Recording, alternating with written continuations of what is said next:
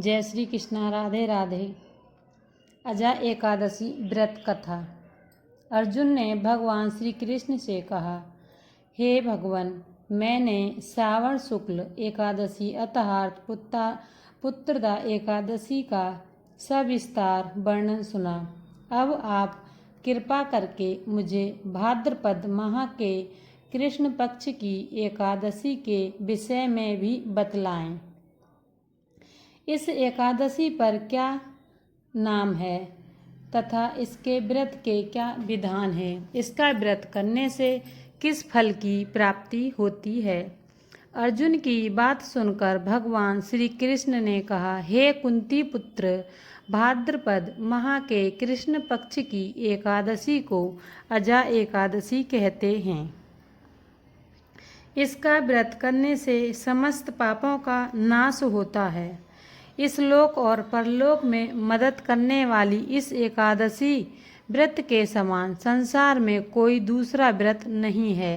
इस एकादशी के व्रत को विधि पूर्वक करने से समस्त कष्ट समाप्त हो जाते हैं और मनवांछित फल की प्राप्ति होती है। व्यक्ति को पुनर्जन्म के बंधन से मुक्ति मिलती है और परम धाम जाने का अवसर मिलता है। श्री कृष्ण ने कहा कि इस व्रत को सात्विक मानकर विधि पूर्वक पूजा करें। इस प्रकार पूजा करने से, व्रत रखने से प्राणी को बार बार जन्म मरण से मुक्ति मिल जाती है। इस एकादशी के व्रत का फल बहुत ही अद्भुत है।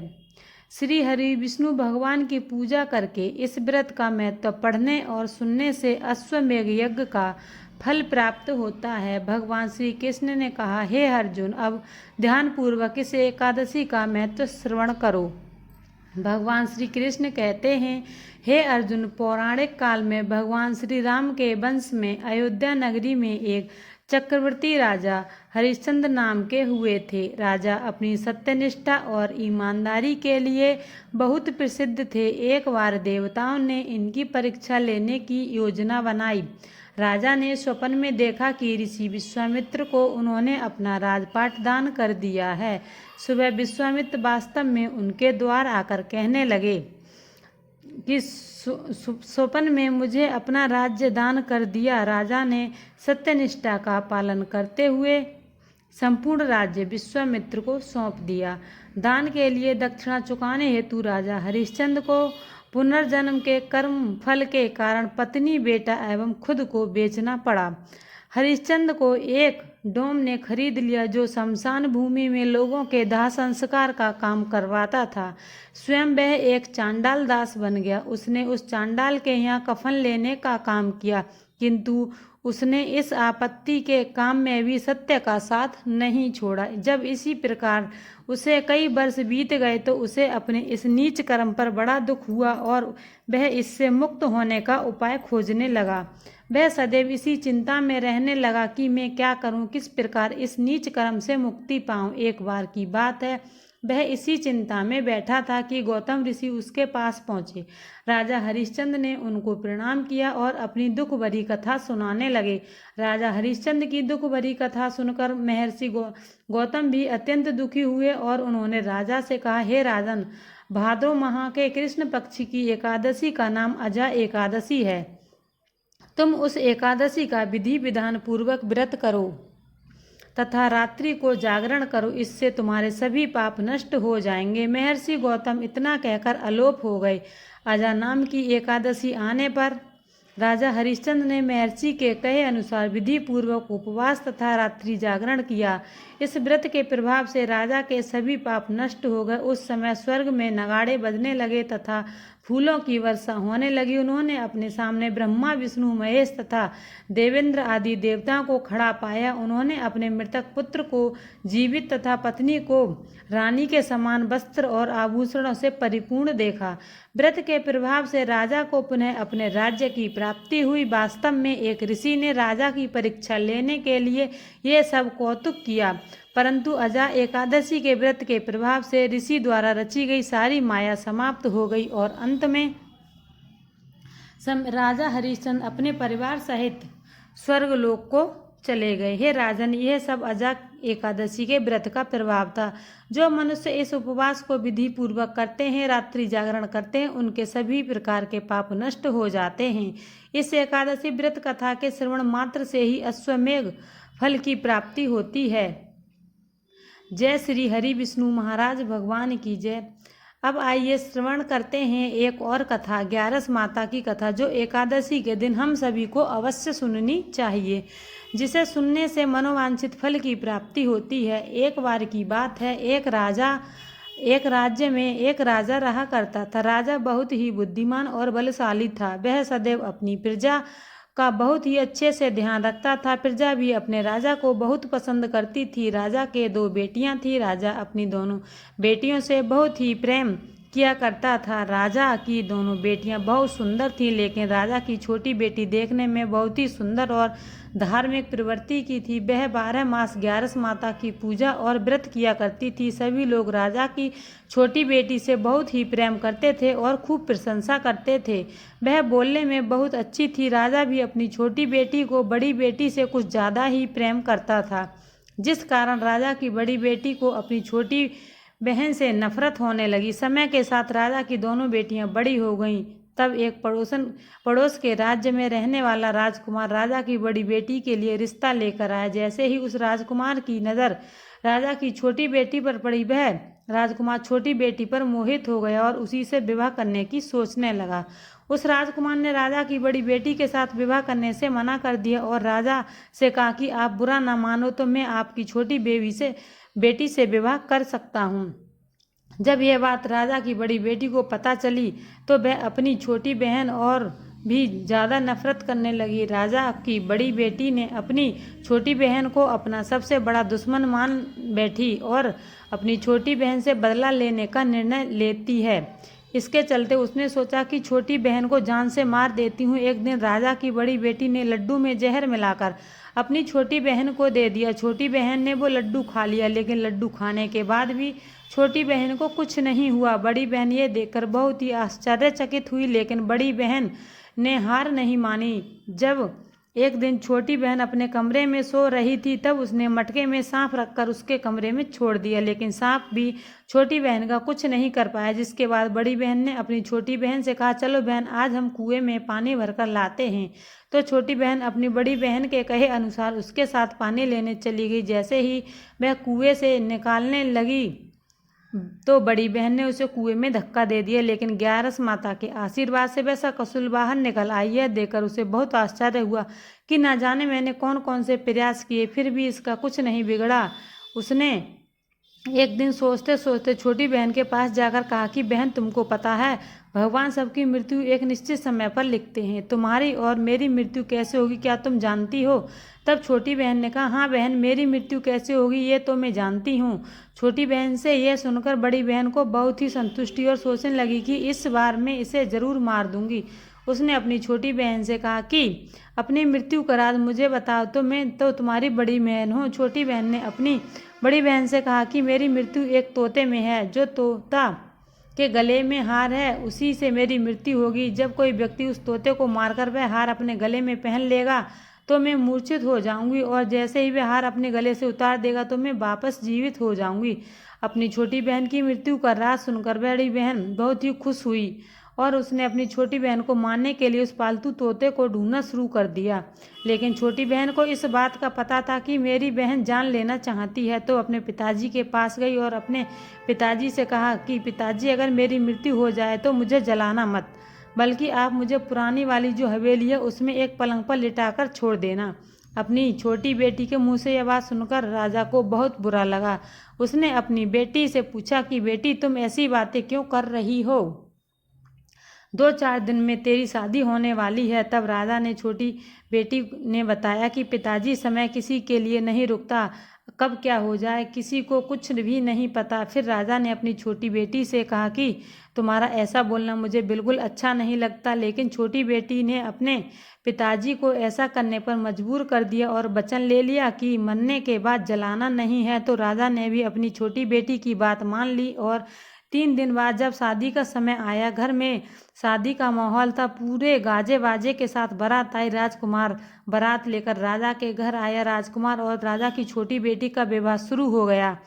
जैसे ही राजा की छोटी बेटी राजकुमार के साथ फेरे लेना शुरू करती है तो उसी समय उसकी बड़ी बहन अपनी छोटी बहन के कमरे में जाकर उस तोते को पकड़ लेती है और उसे जान से मार देती है। तोते के गले में जो हार था उसे अपने गले में धारण कर लेती है। जैसे ही बड़ी बहन ने गले में हाथ डाला तो उधर छोटी बहन को 3.5 फेरे ही पूरे हुए थे और बेहोश होकर गिर गई। इसके बाद राजा ने बड़े बड़े हकीम को बुलाया, अपनी छोटी बेटी का इलाज करने को कहा। राजा ने कहा, कोई मेरी बेटी का इलाज कर दो, मैं मुंह मांगा इनाम दूंगा। राजा की बात सुनकर वैद्य ने जब छोटी बेटी को चेक किया तो राजा को बताया, आपकी छोटी बेटी ने तो जीवित है और ना ही मरी हुई है। मैं तो मेरे जीवन में ऐसी पहली घटना देख रहा हूँ। तो राजा ने वैद्य और हकीम को कह दिया कि यह बात बाहर किसी को मत बताना। अगर तुमने ये बात किसी को बताई तो हम तुम्हें फांसी की सजा देंगे। राजा ने अपनी छोटी बेटी को पुराने महल में ले जाकर एक पलंग पर लेटा दिया। वहां पर कुछ सैनिकों को तैनात कर दिया और स्वयं महल पर आ गया। राजा की बड़ी बेटी अपने पिताजी के पास गई और कहने लगी, पिताजी, यह शादी संपन्न नहीं हुई तो आपकी इज्जत का क्या होगा? अगर आप कहो तो मैं आपकी इज्जत बचाने के लिए राजकुमार से शादी करने के लिए तैयार हूँ। राजा ने अपनी बड़ी बेटी की बात मानकर छोटी बेटी के कपड़े बड़ी बेटी को पहना दिए और मंडप में भेज दिया। लेकिन राजकुमार ये जान गया था कि यह राजा की छोटी बेटी नहीं है, तो उसने शादी से मना कर दिया। लेकिन वहां पर आए सारे लोगों ने राजकुमार को शादी करने के लिए विवश कर दिया और राजा की बड़ी बेटी से शादी करवा दी।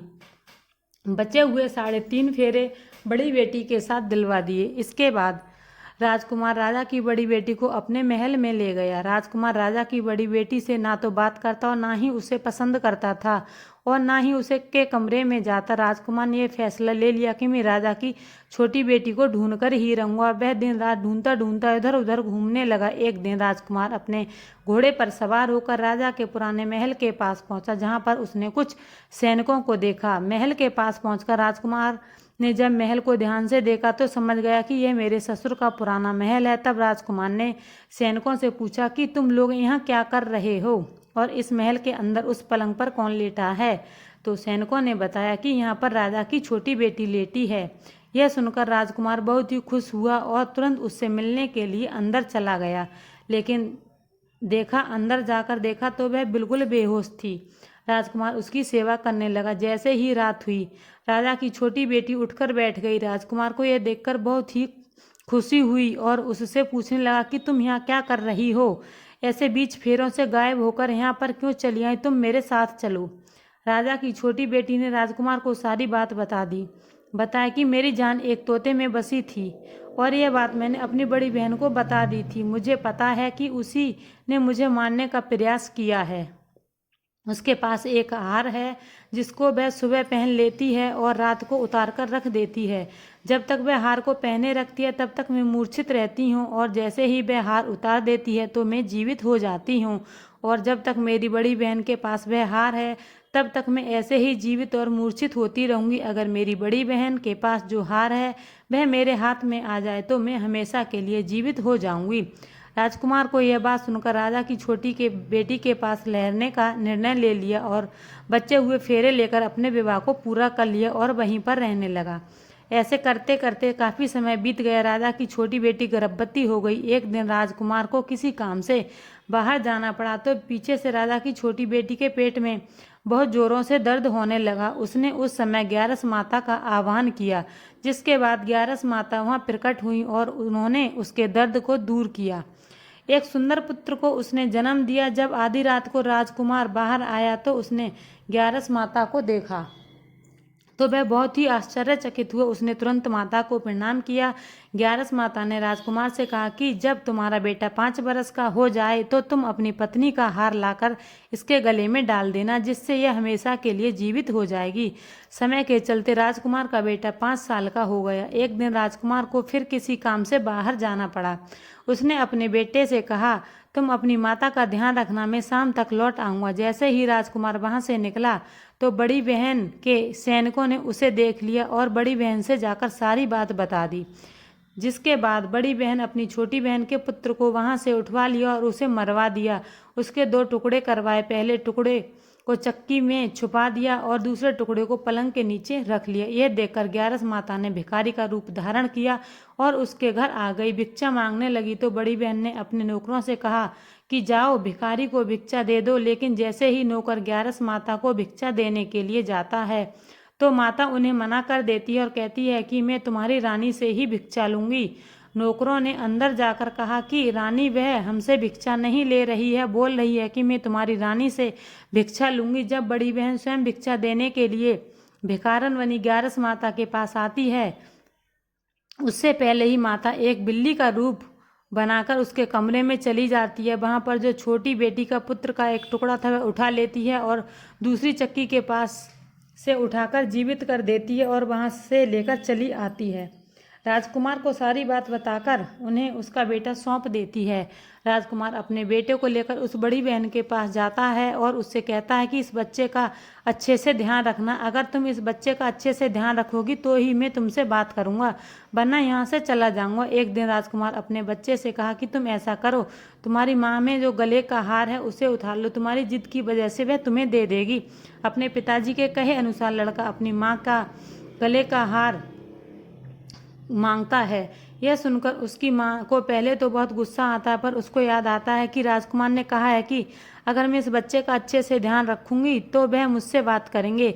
वह सोचती हुई छोटी बहन अब तक तो मर गई होगी, उसे जला भी दिया होगा, अब कौन सी जिंदा होने वाली है। यही सोचकर वह हार को निकालकर उस बच्चे को दे देती है। वह बच्चा उस हार को ले जाकर अपने पिताजी को देता है तो राजकुमार अपने बेटे और उस हार को लेकर वहां से चला जाता है और जाते हुए कहता है कि तुम हमारे लिए खाना बना कर रखना, मैं शाम को आकर तुम्हारे साथ खाना खाऊंगा। यह कहकर अपने बेटे को लेकर वहां से सीधा राजा के पास जाता है और राजा को सारी बात बता देता है। राजा अपनी बड़ी बेटी की यह करतूत सुनकर बहुत क्रोधित होते हैं और अपनी परवरिश को दोष देने लगते हैं। राजा राजकुमार को अपनी छोटी बेटी के साथ रहने का आदेश देते हैं। राजकुमार वह हार लेकर छोटी रानी के पास जाता है और उसके गले में वह हार डाल देता है, जिससे वह जीवित हो जाती है। दोनों बहुत ही खुश होते हैं। राजकुमार अपने बेटे और अपनी पत्नी को लेकर अपने राज्य में चला जाता है। इस तरह एकादशी व्रत के प्रभाव से राजा की छोटी बेटी को अपने जीवन में आई तमाम मुसीबतों से छुटकारा मिल जाता है। ये थी एकादशी और ग्यारस माता की कथा। अगर आपको ये कथा अच्छी लगी हो तो वीडियो को लाइक शेयर अवश्य कीजिए। चैनल पर नए हैं तो चैनल को सब्सक्राइब भी जरूर कीजिए। जय श्री कृष्णा, राधे राधे।